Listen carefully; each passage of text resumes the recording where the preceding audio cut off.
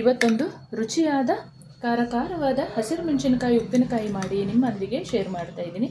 ಬನ್ನಿ ತಡ ಮಾಡದೆ ವಿಡಿಯೋ ಸ್ಟಾರ್ಟ್ ಮಾಡೋಣ. ತುಂಬ ರುಚಿಯಾಗಿರುತ್ತೆ, ಒಮ್ಮೆ ನೀವು ಟ್ರೈ ಮಾಡಿ. ನಮಸ್ತೆ ಎಲ್ಲರನ್ನೂ ಸುಸಿಸ್ ಕಿಚನ್ಗೆ ಸ್ವಾಗತ ಮಾಡಿಕೊಂಡು ನಾನಿವತ್ತು ಅದ್ಭುತವಾದ ಅಡುಗೆ ಮಾಡ್ತಾ ಇದ್ದೀನಿ. ಬನ್ನಿ ಹೇಗೆ ಮಾಡೋದು ನೋಡೋಣ.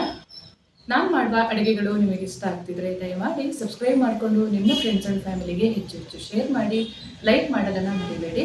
ಹಾಗೆ ನನ್ನ ಚಾನಲ್ಗೆ ಸಪೋರ್ಟ್ ಮಾಡಿ.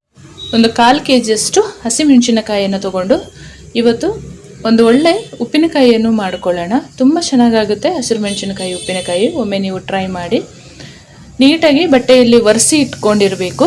ಸ್ವಲ್ಪವೂ ನೀರಿನಂಶ ಇರಬಾರ್ದು. ಇದನ್ನು ಉದ್ದಕ್ಕೆ ಕಟ್ ಮಾಡ್ಕೊಳ್ಳೋಣ. ಸ್ವಲ್ಪ ಸಣ್ಣ ತುಂಡಾಗಿ ಮಾಡಿಕೊಂಡ್ರೆ ಆಯಿತು. ಹಸಿರು ಮೆಣಸಿನಕಾಯಿನ ಈ ರೀತಿಯಲ್ಲಿ ಕಟ್ ಮಾಡಿ ಇಟ್ಕೊಂಡಿದ್ದೀನಿ. ಒಂದು ಮೆಣಸನ್ನು 3 ಇಲ್ಲ 4 ಪೀಸಸ್ ಆಗಿ ಮಾಡ್ಕೊಳ್ಬೋದು. ನಾನು 1/4 kg ಹಸಿರು ಮೆಣಸಿನಕಾಯಿ ತಗೊಂಡಿದ್ದಲ್ವ, ಒಂದು 3 ಟೇಬಲ್ ಸ್ಪೂನಷ್ಟು ಉಪ್ಪು ಪುಡಿಯನ್ನು ಸೇರಿಸ್ಕೊಳ್ಳೋಣ. ನೀವು ದಿಢೀರಂತ ಮಾಡ್ಕೊಳ್ಳುವಾಗ ಲೆಮನ್ ಜ್ಯೂಸನ್ನು ಹಾಕಿ ಮಾಡ್ಕೊಳ್ಳಿ. ತುಂಬ ದಿವಸ ಇಟ್ಟು ಉಪ್ಪಿನಕಾಯಿ ಉಪಯೋಗಿಸ್ತೀನಿ ಅಂತ ಹೇಳಿದರೆ ವಿನಿಗರನ್ನು ಯೂಸ್ ಮಾಡಿದರೆ ಆಯಿತು. ಉಪ್ಪಿನಕಾಯಿಗೆ ಹಾಕೊಳ್ಳೋಕ್ಕೆ ಒಂದು ಸಣ್ಣ ಮಸಾಲೆನ ರೆಡಿ ಮಾಡ್ಕೊಳ್ಳೋಣ.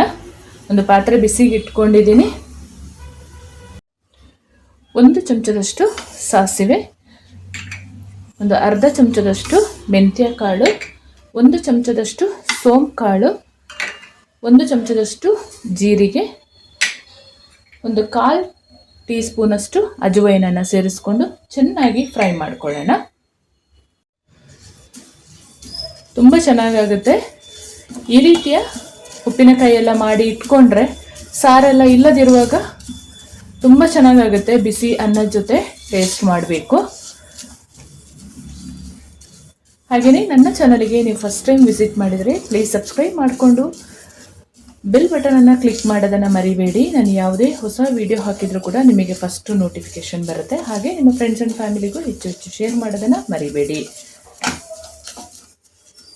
ಸಾಸಿವೆ ಎಲ್ಲ ಈ ಹದದಲ್ಲಿ ಸಿಡಿತಾ ಇರಬೇಕು. ಆವಾಗ ತುಂಬ ರುಚಿಯಾಗುತ್ತೆ ಉಪ್ಪಿನಕಾಯಿ.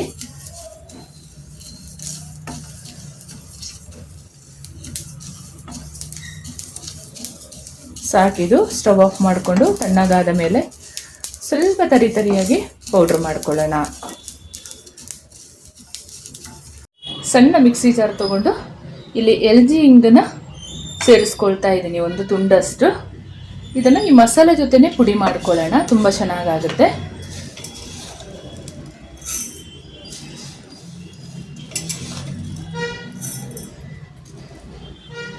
ಪುಡಿಯನ್ನು ಉಪ್ಪಿನಕಾಯಿಗೆ ಸೇರಿಸ್ಕೊಳ್ಳೋಣ.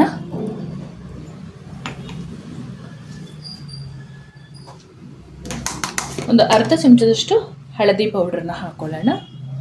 ವಿನಿಗರ್ ಹಾಕಿ ನೀಟಾಗಿ ಮಿಕ್ಸ್ ಮಾಡಿಕೊಳ್ಳುವಂಥದ್ದು. ನಾನು ತಗೊಂಡಿರುವಂಥ ಹಸಿರು ಮೆಣಸಿನಕಾಯಿಗೆ 1.5 ಚಮಚದಷ್ಟು ವಿನಿಗರ್ ಸೇರಿಸ್ಕೊಂಡು ಮಿಕ್ಸ್ ಮಾಡ್ಕೊಳ್ತೀನಿ. ಸಾಸಿವೆ ಎಣ್ಣೆನ ಬಿಸಿ ಮಾಡಿ ತಣ್ಣಗೆ ಮಾಡಿಕೊಂಡು ಹಾಕೊಳ್ಳೋಣ.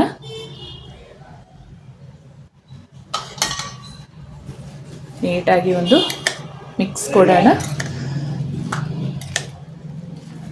ಒಂದು ದಿವಸ ಎಲ್ಲ ಹೀಗೆ ಮುಚ್ಚಿಡೋಣ ಹೊರಗಡೆನೆ. ಆಮೇಲೆ ಗಾಜಿನ ಬಾಟ್ಲಿ ಅಥವಾ ಭರಣಿಗೆ ಹಾಕಿ ಉಪ್ಪಿನಕಾಯಿನ ಸೇರಿಸಿ ಇಟ್ಟರೆ ಆಯಿತು. ಹೊರಗಡೆ ಆದರೆ ಒಂದು 15 ದಿವಸ ಎಲ್ಲ ಚೆನ್ನಾಗಿರುತ್ತೆ. ಫ್ರಿಜ್ಜಲ್ಲಿ ಇಟ್ಟರೆ ಒಂದು 6 ತಿಂಗಳಾದ್ರೂ ಇದು ಹಾಳಾಗಲ್ಲ.